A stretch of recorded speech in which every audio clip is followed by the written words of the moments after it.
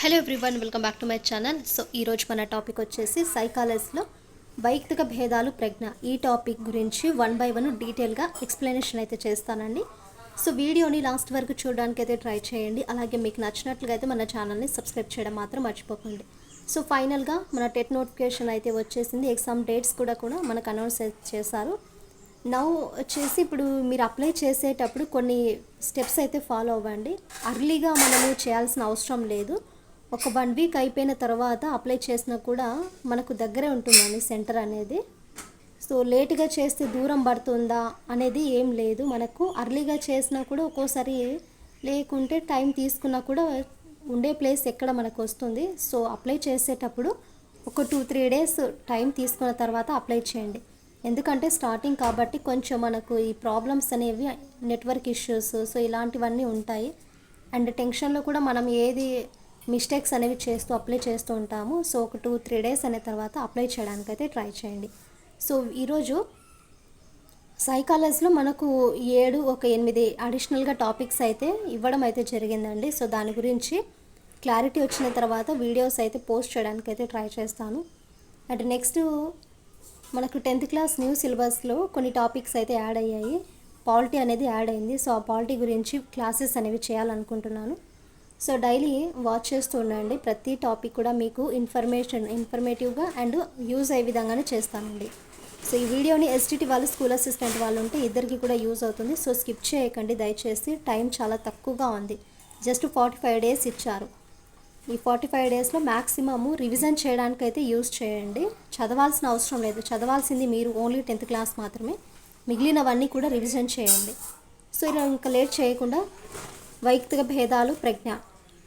అసలు వైయక్తిక భేదాలు, individual difference అంటే ఏంటంటే ప్రపంచంలో మనకు ఇక్కడ ఇంపార్టెంట్గా ఉండేవి మాత్రమే మీకు ఎక్స్ప్లెయిన్ చేస్తానండి. ఏ ఇద్దరు వ్యక్తులు కూడా సేమ్గా ఉండరు, అవునా? ఒక వ్యక్తికి ఉండే డిఫరెన్స్ ఇంకొక వ్యక్తికి ఉండొచ్చు, ఒకేలాగా అయితే ఎవరు ఉండరు. సో దాన్నే మనము వైయక్తిక భేదాలు అంటారు.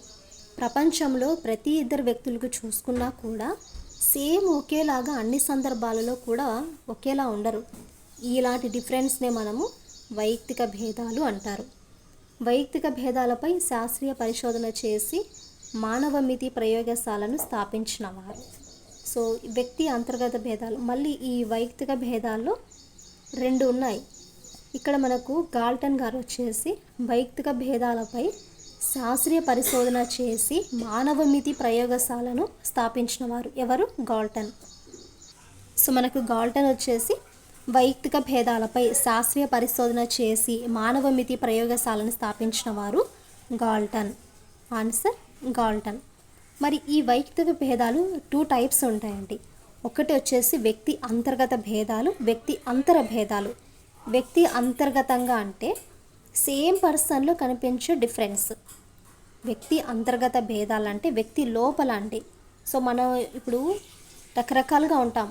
సో కొన్ని తేడాలు అయితే ఉంటాయి కదా. సో వాటినే వ్యక్తంతర్గత భేదాలు అంటారు. ఒక వ్యక్తిలోని కనిపించే తేడాలనే వ్యక్తంతర్గత భేదాలు అంటారు. ఫర్ ఎగ్జాంపుల్, ఒక విద్యార్థికి వివిధ సబ్జెక్టులలో వచ్చిన మార్కులు. ఫర్ ఎగ్జాంపుల్ మనకి సోషల్లో బాగా వచ్చాయి, మెథడ్లో కొంచెం తక్కువ వచ్చినాయి. అంటే ఇక్కడ రాసిన ఎగ్జామ్ ఒకటే వ్యక్తి లేకుంటే డిఫరెంట్గా ఉన్నారా? ఒకటే కదా. సో ఒక విద్యార్థికి వివిధ సబ్జెక్టులో వచ్చిన మార్కులు. నెక్స్ట్ వ్యక్తి అంతర భేదాలు. ఇది ఏంటంటే ఒకరికంటే ఇద్దరు లేక అంతకంటే ఎక్కువ మంది వ్యక్తుల మధ్య ఆలోచనలు కానీ, అభిప్రాయాలు కానీ, అలవాట్లు కానీ సో ఇలాంటి విషయాలలో కనిపించే తేడాలనే వ్యక్తంతర భేదాలు అంటారు. వ్యక్తి అంతర భేదాలంటే అంతర్గత, అంతర. ఈ డిఫరెన్స్ చూడండి. 2 పర్సన్స్ లేకుంటే అంతకు మించి ఎక్కువ మంది వ్యక్తులు ఉన్నా కూడా సో వారి యొక్క డిఫరెన్స్ ఏంటి? థాట్స్లో డిఫరెంట్ ఉంటుంది, ఒపీనియన్స్లో డిఫరెంట్ ఉంటాయి, అలవాట్లలో ఉంటాయి. సో ఇలాంటివన్నీ కనిపించే తేడాలనే వ్యక్తంతర భేదాలు అంటారు. ఫర్ ఎగ్జాంపుల్ చూడండి, తరగతి గదిలోని విద్యార్థులకు ఒక సబ్జెక్ట్లో వచ్చిన మార్కులు, ఒక తరగతిలోని విద్యార్థులకు ఒక సబ్జెక్ట్లో వచ్చిన మార్కులు అంటే ఇక్కడ ఒక సబ్జెక్ట్లో వచ్చిన మార్కులు.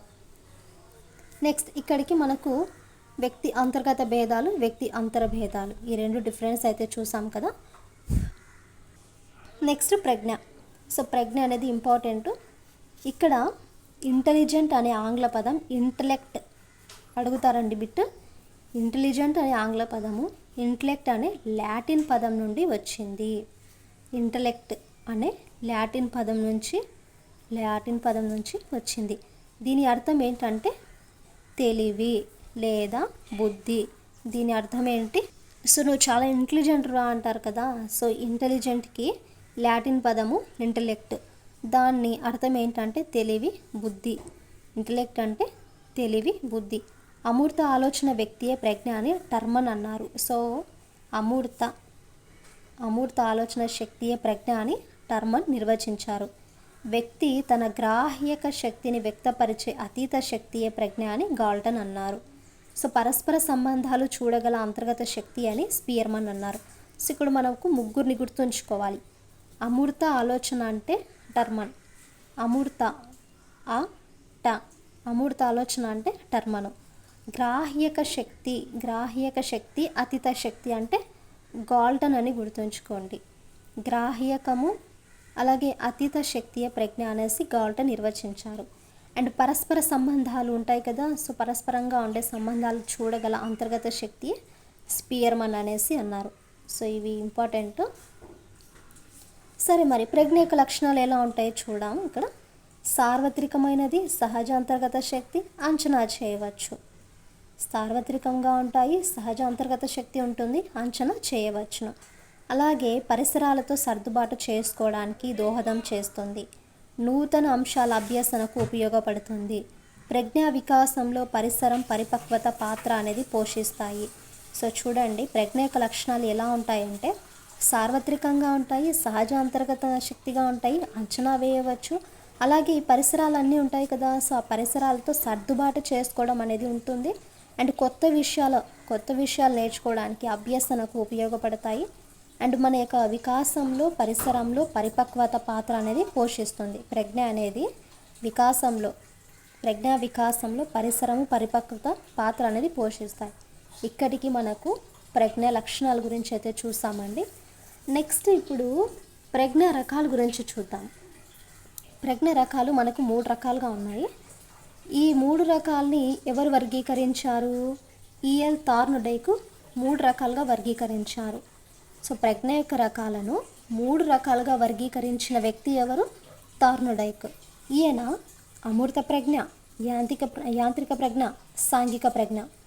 కాస్త కోల్డ్ చేసిందండి, కొంచెం వాయిస్ కొంచెం చెప్పడంలో ఇబ్బందిగా ఉంది. సో కొద్దిగా అడ్జస్ట్ అవ్వండి. సో ఈఎల్ థార్న్డైక్ అనే వ్యక్తి 3 రకాలుగా వర్గీకరించారు. అమూర్త ప్రజ్ఞ, యాంత్రిక ప్రజ్ఞ, సాంఘిక ప్రజ్ఞ. ఇలా 3 టైప్స్ ఉన్నాయి. అమూర్త ప్రజ్ఞ అంటే ఏంటి? వస్తువు ఎదురుగా లేకపోయినా వాటి గురించి ఆలోచించే సామర్థ్యమే అమూర్త ప్రజ్ఞ. సో ఎదురుగా లేదు ఒక వస్తువు, మరి దాని గురించి ఆలోచించే సామర్థ్యమే అమూర్త ప్రజ్ఞ. ఎదురుగా లేకపోయినా వాటి గురించి ఆలోచించే సామర్థ్యమే అమూర్త ప్రజ్ఞ. ఫర్ ఎగ్జాంపుల్ ఎవరు ఇక్కడ? కవులని చెప్పవచ్చు. సో ఎదురుగా ఉంటారా? లేరు కదా. శాస్త్రవేత్తలు ఉంటారా? లేరు. రచయితలు ఉంటారా? లేరు. సో ఈ రకమైన ప్రజ్ఞను కలిగి ఉంటారు వీళ్ళందరూ కూడా.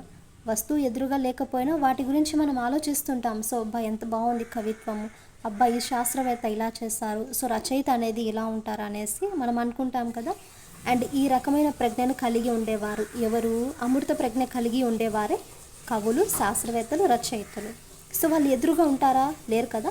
వస్తువు ఎదురుగా లేకపోయినా వాటి గురించి ఆలోచించే సామర్థ్యమే అమూర్త ప్రజ్ఞ. మరి యాంత్రిక ప్రజ్ఞ అంటే ఏంటంటే యంత్రాలను లేదా వస్తువులను నేరుగా ఉపయోగించి వారిలో కనిపించే ప్రజ్ఞని యాంత్రిక ప్రజ్ఞ అంటారు. యాంత్రిక అంటేనే యంత్రం. సో యాంత్రిక ప్రజ్ఞ అంటే యంత్రాలను లేదా వస్తువులను నేరుగా ఉపయోగించి వారిలో కనిపించే ప్రజ్ఞని యాంత్రిక ప్రజ్ఞ అంటారు.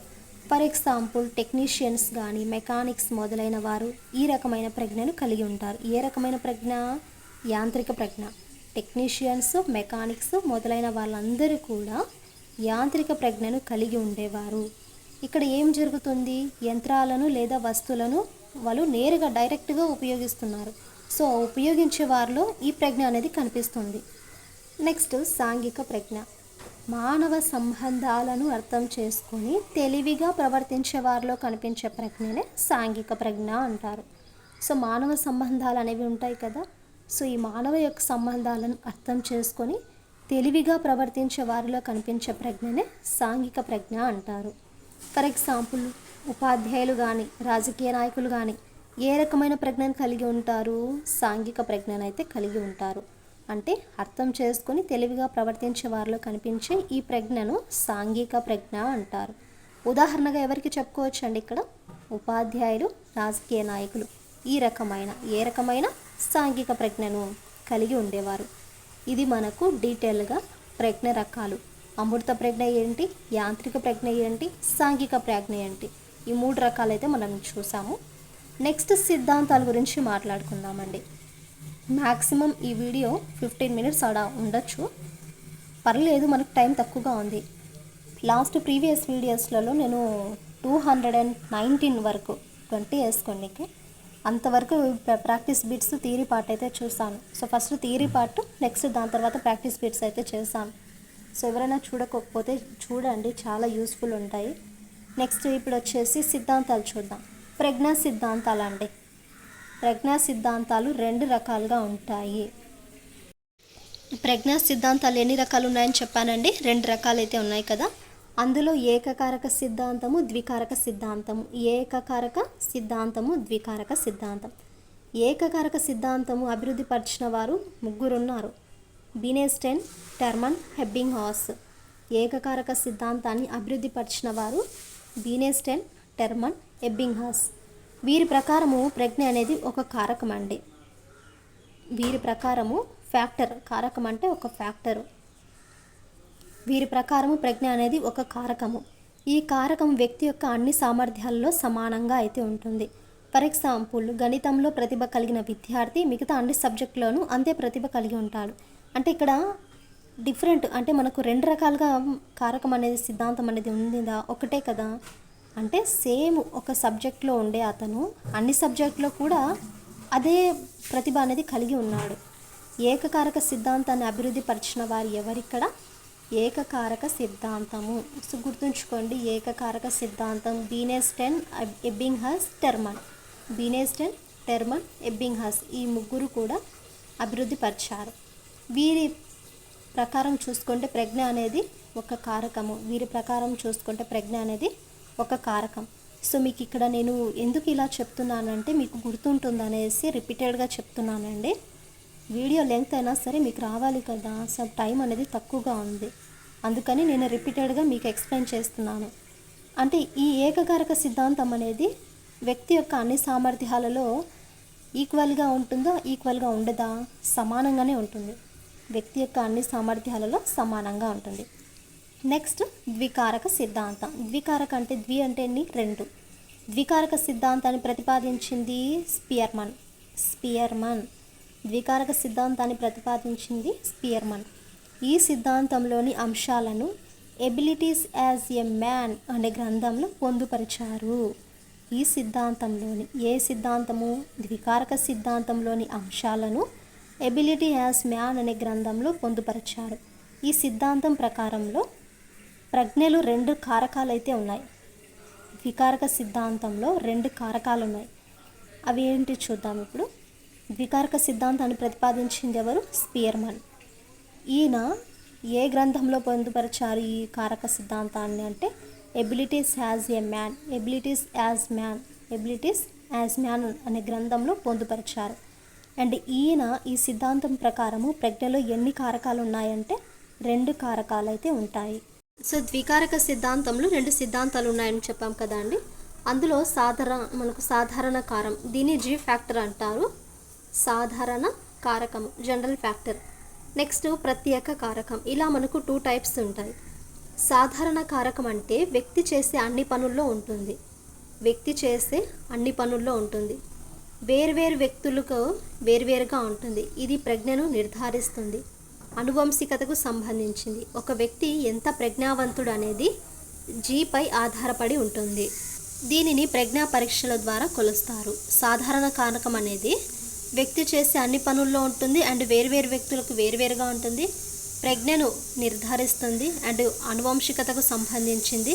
మరి దీన్ని దేని ద్వారా కొలుస్తారు అంటే ప్రజ్ఞా పరీక్షల ద్వారా సాధారణ కారకం అనేది కొలుస్తారు. నెక్స్ట్ సెకండ్ వన్ ప్రత్యేక కారకం. దీన్ని ఎస్ ఫ్యాక్టర్ అంటారు.